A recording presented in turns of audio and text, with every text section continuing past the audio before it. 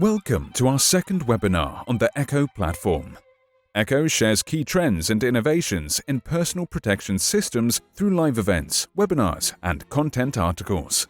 In ECHO, you will meet professional end users from around the world, as well as leaders and experts from the industry.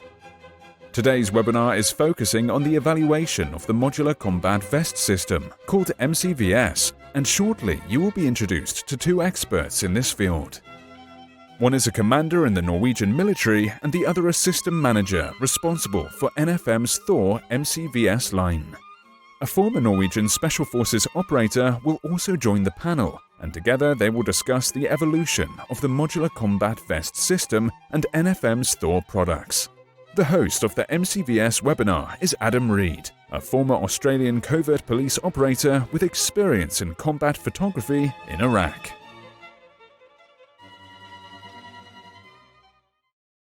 Welcome to ECHO, brought to you by NFM. Here we are at the NFM headquarters in Ski, outside of Oslo, and we're bringing to you today our second webinar in the ECHO series. ECHO being our platform, we deliver digital content to you, our audience, including webinars, interviews, and podcasts. We've received a lot of good feedback from our first webinar on Yelm, so we've decided to dedicate this second webinar to MCVS, our modular combat vest system. We have three experts in this field here with us today in the panel. Our first is Jan. He's joining us from the lovely laptop over here in Sweden. Jan is our system manager for R&D in charge of the vest system with 10 years experience in the French Foreign Legion.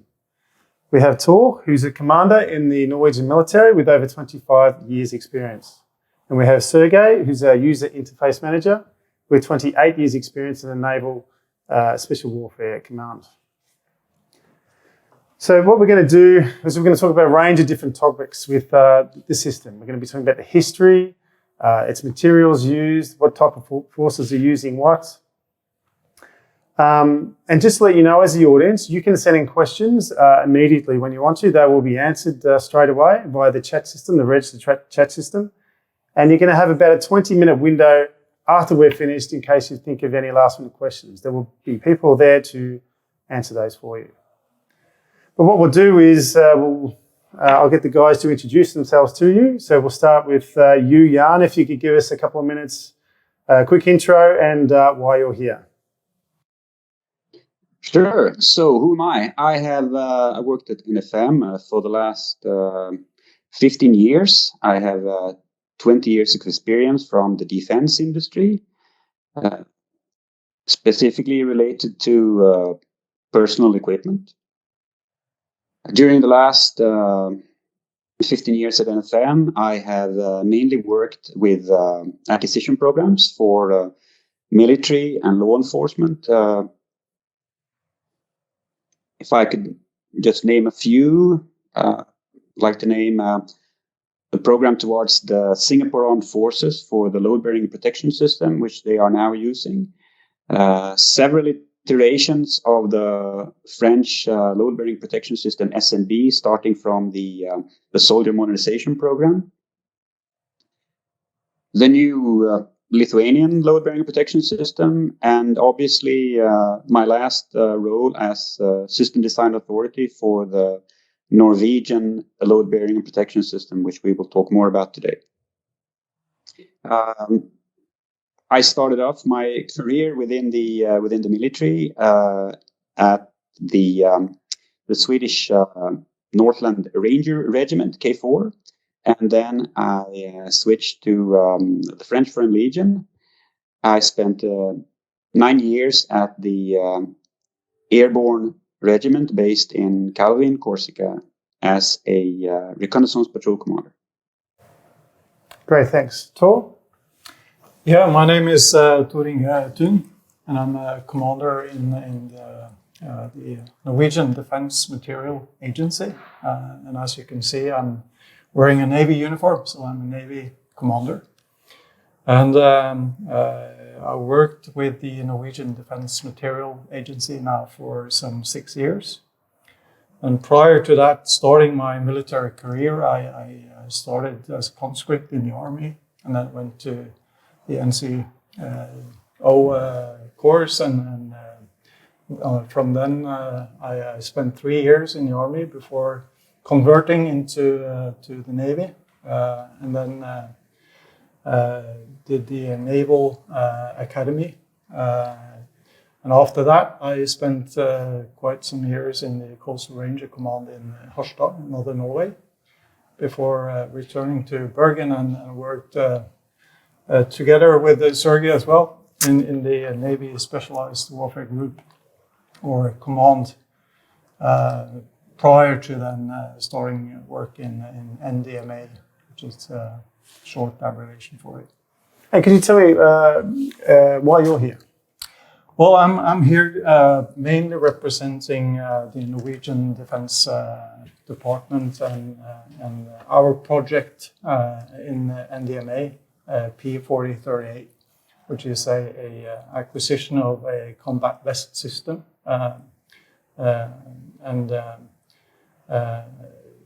which has that acquisition has led us into a contract with NFM and Equinor in buying the MCVS. So yeah. Yep. It's okay. Yeah, my name is Sergei Moore. I'm end user manager at NFM. Started up about 1 year ago. I started my military career as a conscript Navy diver, then went to the Army, spent some years in the Army, went back to the Navy. So I spent totally 36 years in the Armed Forces, the 28th of the last in the NAVSOF community. So I went to NAVSOF selection in 1992. So my job in NFM is actually to be the link between the end user and the R&D department to get the feedback, because we are a user-oriented firm. Because if you want to make a good product, me and Tor Inge worked together earlier, it's the same. We have the focus on the end user because it's the end user who's actually using the equipment. So I'm glad to be here. Great. And how many years total have you actually been? 36. How old are you? You don't have to 59. Sorry, mate. Yeah, it's okay. Nothing like a bit of humour. Yeah. So I thought what we could do is kick it off today by talking about the history of MCVS, modular combat vest system. And I'll go over to you, Jan, because you're a bit of a history teller. Could be a good start. Well, sure. We need to start somewhere. So I guess we can start at what it looked like in the end of the 80s. Well, you still had the Cold War. So most nations, they had conscript armies. And the idea was to perform a mass mobilization of the population. There was not that much focus on personal protection, except eventually for protection against fragments. Anyway, when the Cold War finished, beginning of the 90s, of course, there was the Gulf War, where basically it was still conventional warfare with tanks, mechanized infantry, etc. So there you also had protection in the sense of basically just fragmentation vests, and then on top of that, some sort of load-bearing harness. But I would say that the change really came with the United Nations operation in ex-Yugoslavia, because that was the first time really that soldiers were equipped with full body armor, and including hard ballistic plates against rifles.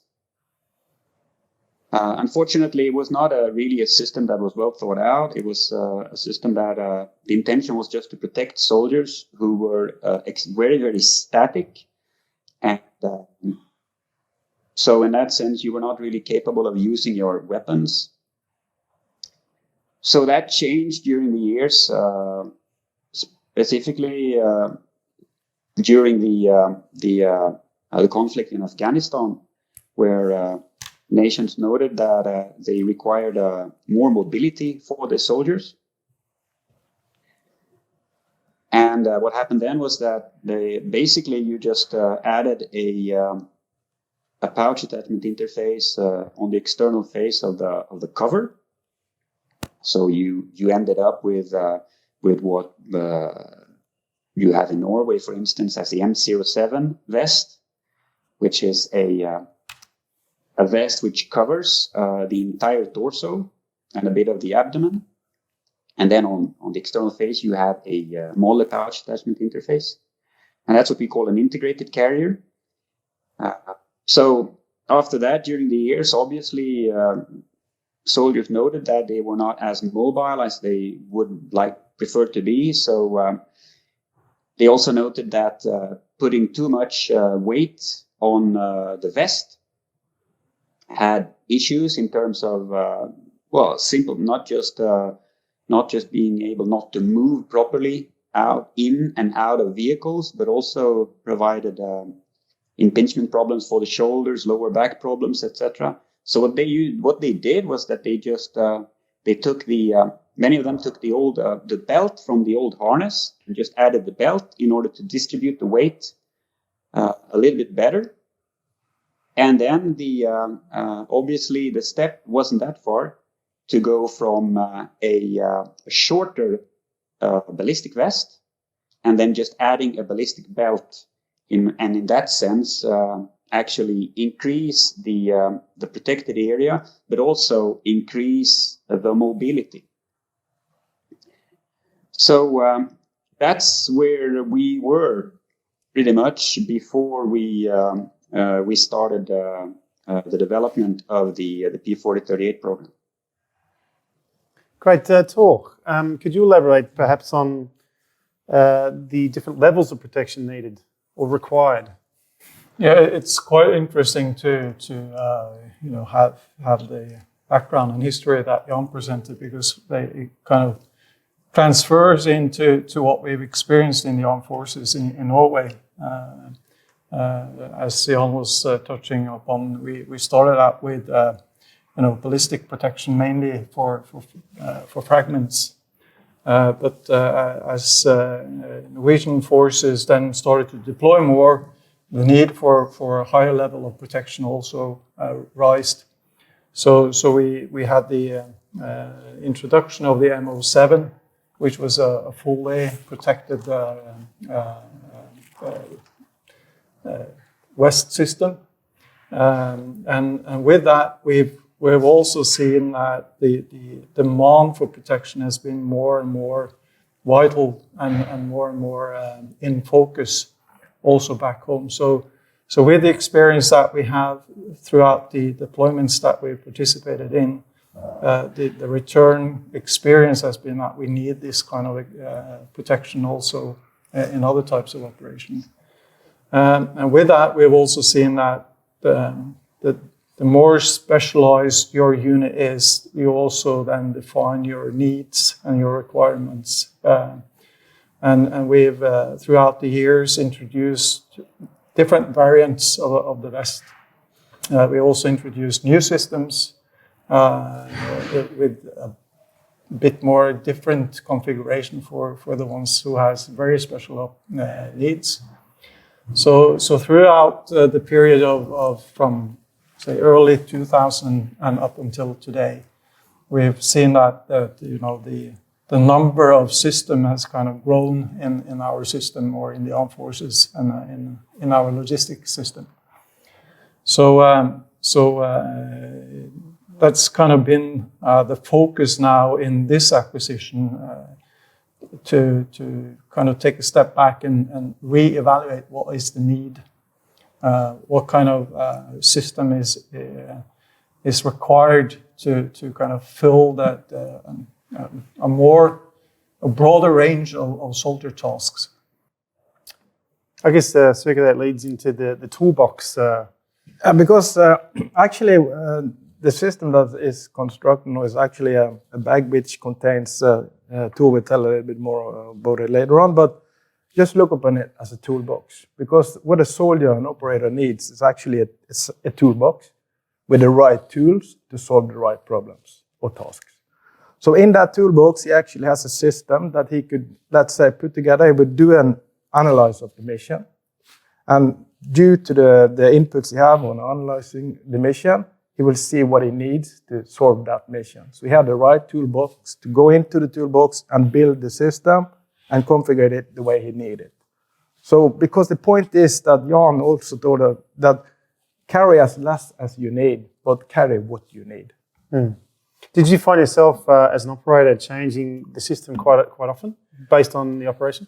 Actually, we didn't because in, let's say, my former unit was actually involved in Afghanistan, which were a kind of a scenario. We did the same thing with direct action, and that's then your system is set up in one way. But now we are turning back, as Jan was talking about the Cold War, we're actually going back to the great power competition. That means that soft operators and soldiers will have different tasks to solve.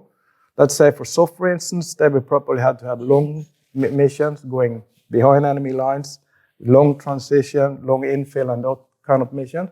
They will not build a rig in the same way they would do to just go down and kick in doors and do a direct action mission. Yeah. I guess, Tor, for you, that provides an interesting scenario where you're going to have different configurations for different units and different areas. So could you maybe talk a little bit about that and perhaps after show us the modularity on the mannequin? Yeah, and I think also it's important to remember that with the increased need and requirements for better protection, we have also added weight onto the soldier. And now we see that the technology on the ballistic protection, both on materials but also the construction of both soft panels and plates, and the West system as a whole has grown technically and become more adaptable, so to speak. So, and modularity is the key if you want to have a system that can solve or be the toolbox.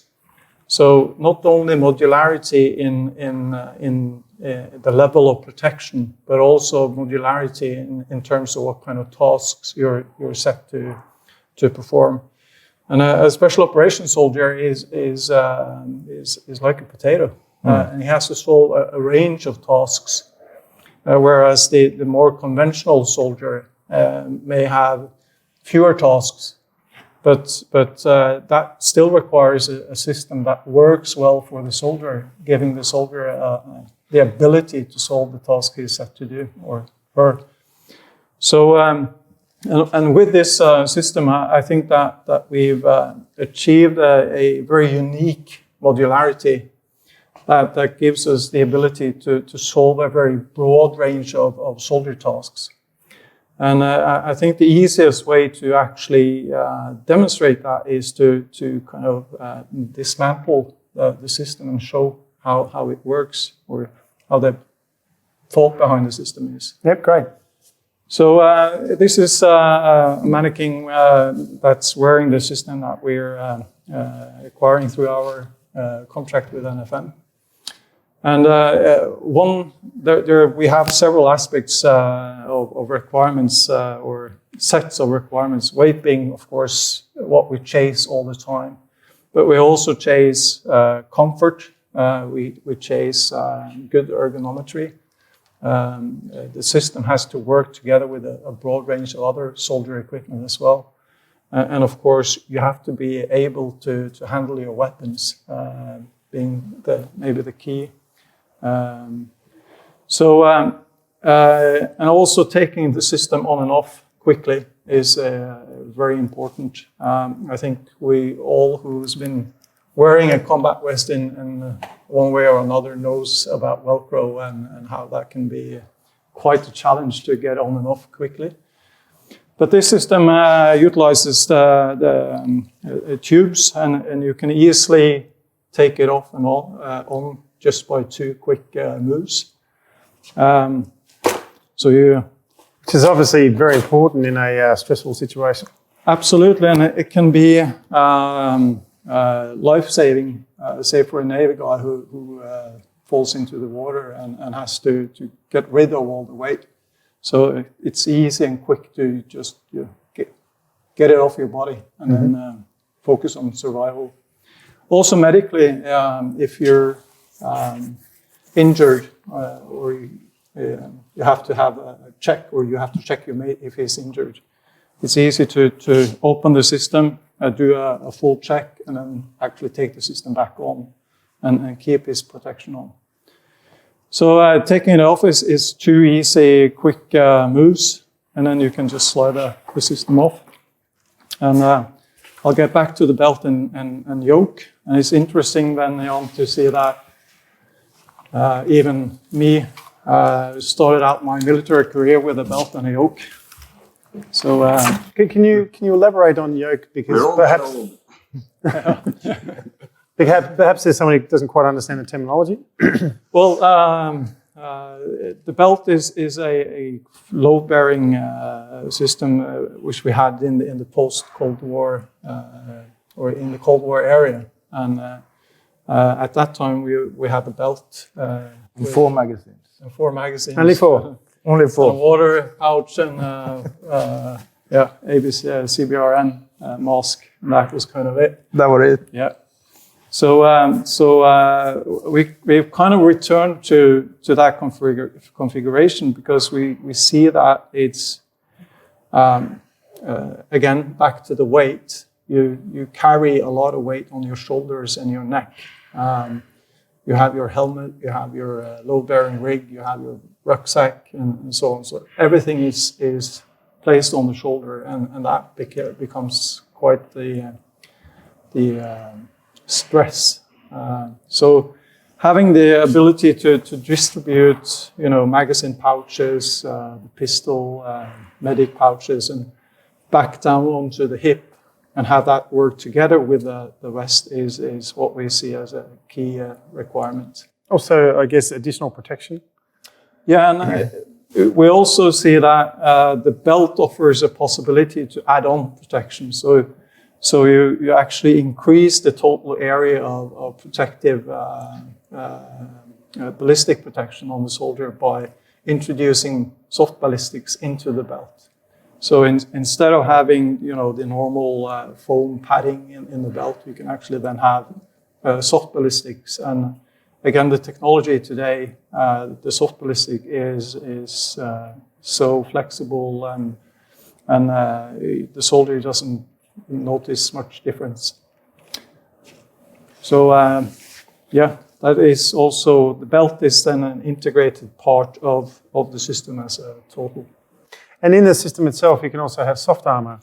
Yeah, and the system consists that the protective part of the system consists of 2 parts. It's the soft panel, as you have there. They're integrated in the panel pouches, and then you have the ballistical plates, and they work together. But you can also use as I mentioned before, the soft panel is also kind of a step up in protection, so you can go from one protection to add a basic layer of protection with the soft armor, and then you have the add-on with the ballistical plate. Yeah.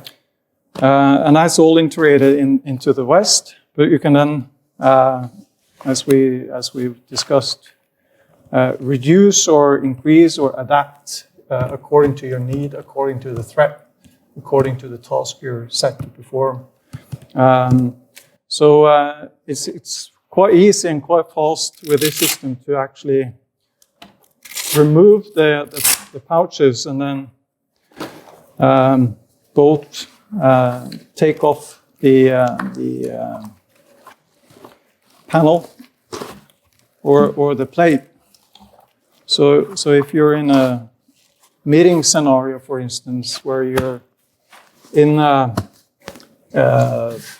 or in a forward operating base, and you need to have, there's some kind of threat, you need to have some basic protection. You can actually have that on your body as you move around in the base. And then if you need to, then you can just throw your vest back on and you're fully protected because this brings us back to what we were talking about, the toolbox. Because in some kind of scenario, the best protection you have is that the thing you're wearing are concealed. So this is actually a vest that you could have concealed under your shirt, because especially the soft part of the armed forces also do missions in concealed environment. And then as concealed the vest is, that's the best protection you can get. So you have everything in the same toolbox. That's the good thing. It's certainly changed since I was a policeman, because the concealed vests that I used were probably this thick. So they weren't very concealed, so this is awesome. Yeah. Sorry, Jan, you were going to say something? Yes, so it's very important to understand what Sergey is talking about. He's talking about a toolbox. Now, there's a huge difference between a toolbox and a multi-tool. Yeah, significant difference. Because a multi-tool does everything but nothing. But a toolbox is exactly what you need, because you will take out the specific tool that you need and you will just use that. So it's very, very difficult to make a load-bearing and protection system that does not become a multi-tool. So what is unique with this system, from my point of view, really is that, going back to what Sergey said about wearing only what you need, is that the system is built up in such a sense that you only add the functionality which you require. So it means that you never carry additional load due to, or you never have a functionality that you do not need. So that's the difference from if you go back a few years and you look at the systems where you put everything into the vest. You had the pouch attachment system, you had the hard ballistic plates, the soft ballistic panels, everything was in one system. It meant that you always carried everything. Well, additional mass, of course, but also additional bulk,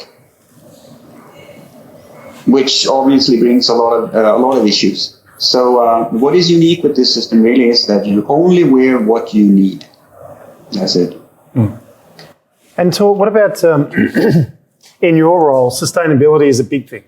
Absolutely. So can you talk a little bit about that?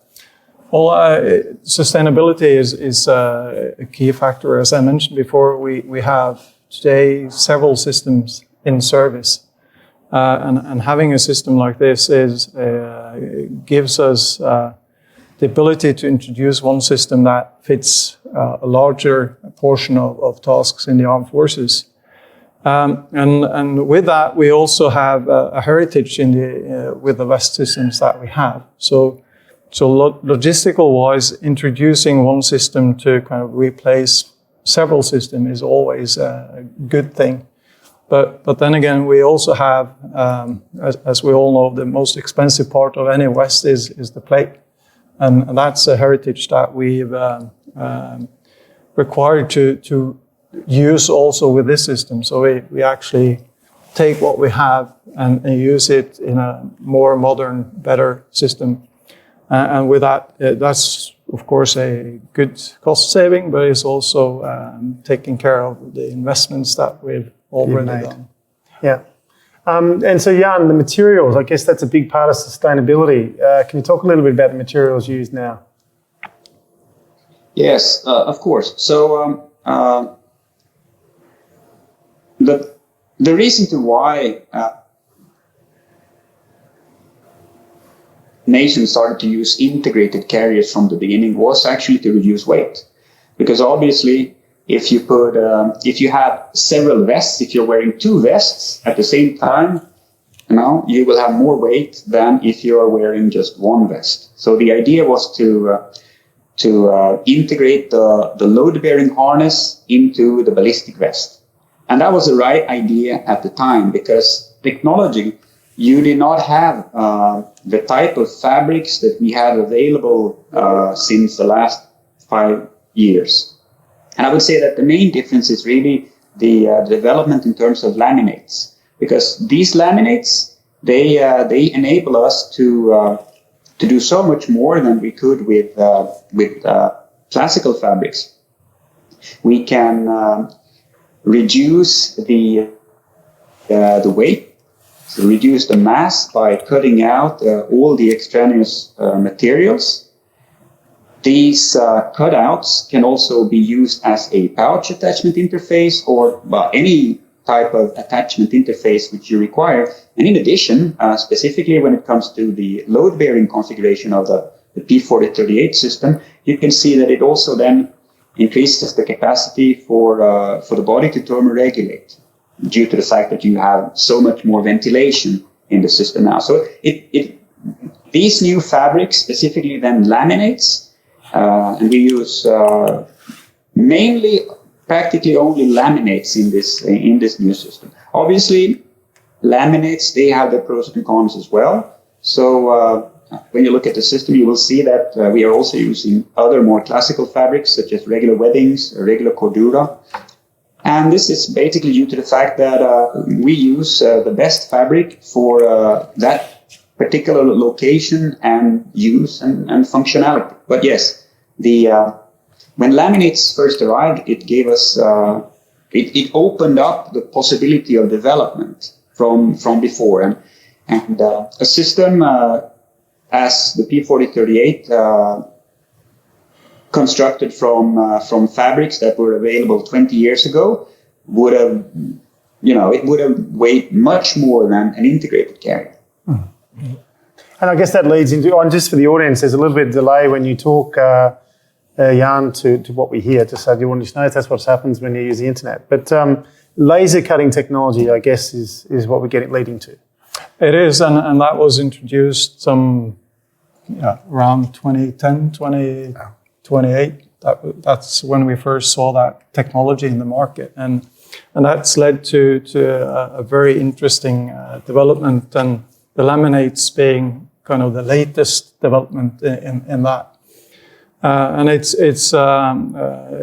gives us a kind of an added bonus in the system, because a little bit back to sustainability and maintenance. The longevity of the lifespan of the system actually increases, because you don't have to replace a full cover or a full ballistic panel. You can replace the component. So in this system, for instance, you can, if the front panel is broken, then you can easily just replace the front panel or the shoulder strap or the torso belt. So that gives us back again to a cost saving factor, but it also makes it easier to extend the lifespan of the system. Also, what it gives us, we all know Molly, and Molly is a pain in the ass. Sorry, my language, to put the pockets on.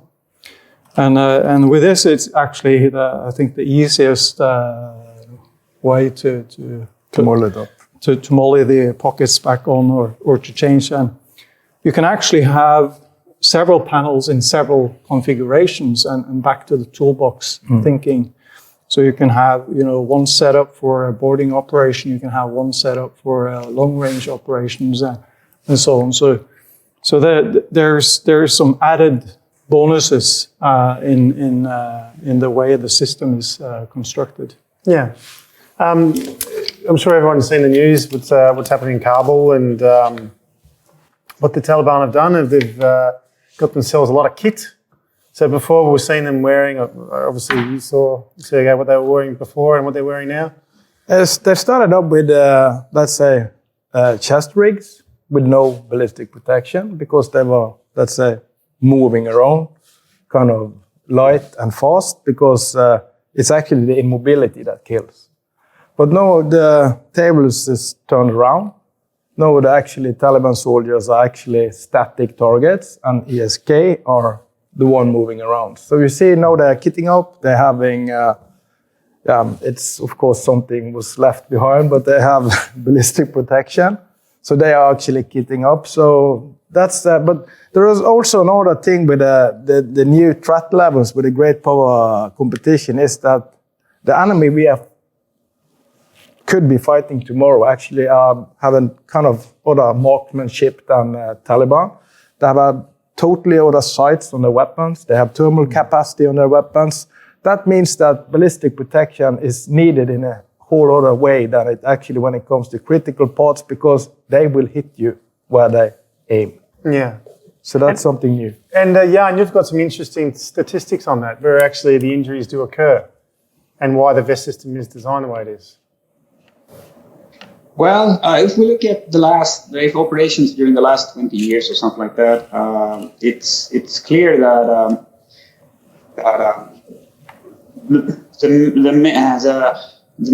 the major reason for hits is still IEDs, right? But gunshot wounds are still the major reason for the KIAs, so to speak. If you look at where the hits are on the body, it's not that much on the torso, but the majority of the KIAs are still on the torso. So that's basically the reason to why you still need to have plates, because plates will protect your life for sure. It's not the soft ballistic armor that will protect and that will save your life. It is actually the plates that will save your life. Yeah. And now I guess it's an interesting conversation to have politically. If you talked about, Sergei, if there is going to be a major war against another superpower. I mean, not everyone's going to have a modular combat vest system ready. So from a military standpoint, I mean, that's quite a difficult thing to address, I guess. Absolutely, but then also a key factor here is to actually look into what are the needs in the military, because we've with the development that we've been through, everyone has the same vest system, same protection level, and we have to, I think, be more aware of what are the main tasks the different units are set to perform. And some units may not need that high level of protection. And in fact, the most exposed units are the ones being static. And the units that has the most mobility, that has the need for speed, the need for endurance, they often travel in a protective vehicle of sorts, and then they are out doing their task, fighting, and then returns. And protection is a fact or a result of many factors. It's a result of your ability to move, your speed, your unit's ability to cooperate and fight. It's your ability to actually find cover, good shooting positions, your combat endurance and combat skills. So it's distinguishing between units and looking into what are their actual needs is also something that gives us the ability to fit the soldiers accordingly. And with the panels that Sergei showed, you have a lot broader flexibility, so you can fit soldiers with soft ballistics where there's a low threat.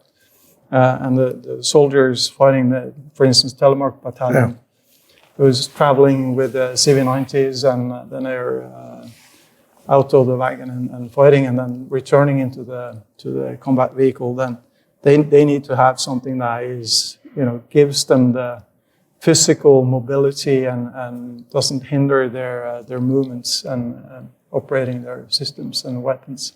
Yeah, I think it's because I think it's really important to be aware of that the universal infantryman, he is not there anymore. There's difference. Even in an ordinary infantry battalion, the infantryman has a lot of different, let's say, sets he has to do. He could be on a six-wheel drive. It could be walking, So it's also the same for him. It's not only soft that need flexibility. Every fighting soldier needs flexibility. Also ordinary infantryman. Yeah. Because there's nothing like we had universal soldiers before, back in the Cold War. Every had the same equipment, 4 magazines that would all do it, fix it all. It doesn't work anymore. So Now, I remember during the... Sorry, yeah? Yes, exactly, and that's also perhaps Tor would like to talk a little bit more about the three-block war, because that's exactly what you're talking about there, Sergey, and that is one of the requirements, the operational requirements for this system, to ensure that the regular infantry soldier can operate during the entire spectrum, which an operation actually may be. It means that you may start performing humanitarian missions, and you may end up in full regular conflict, or it may go the other way around as well, or anything in between. It's very true, and in some matters, the success of the mission can be that keeping a low profile or a soft approach is the way ahead, and going into that situation with fully combat ready can be quite intimidating,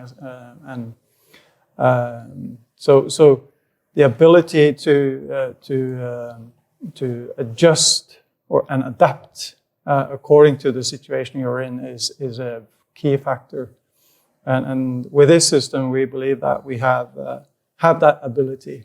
So if you're in a scenario where you can be in a fighting situation one day and then you're in a village meeting the other day, then you actually have the ability to adjust and adapt to that.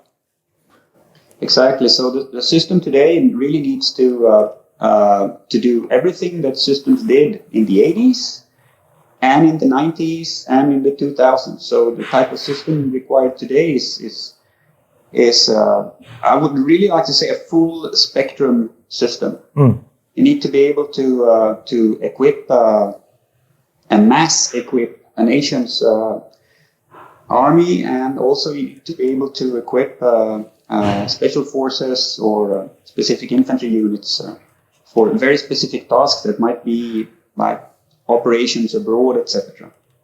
It's a very, very broad spectrum.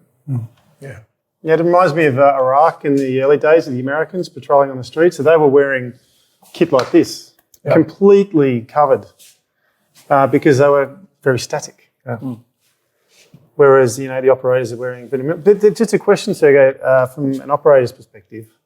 Going from a full kit like that to a very light system where you need to get it in hard and fast, how do you think about that mentally being less protected? Did any of the boys think about that? No, actually, they had a plate carrier, as Jan was talking about, protect it also. But then they know that the best way for them to survive is to be able to move quick and hit fast, and that's why they need the mobility. So that's why they would strip it down, and they would carry let's say a plate carrier with plates in and a lot of magazine, and they have a high mobility, because that's the best way to survive, to be as short time as possible in the kill box. Well, that's great. So I think we've covered all the subjects we need to cover. So we're going to wrap it up and say thank you to our panelists. Thank you very much for attending and giving us your expertise here. Thank you for the audience for tuning in. Like I said, you will have an additional 20-odd minutes to send in questions if you have them. We will answer them as best as we can. And don't forget that this is in a series of webinars and podcasts and interviews we'll be doing. So follow us on nfm.no, and we'll see you soon. Thanks.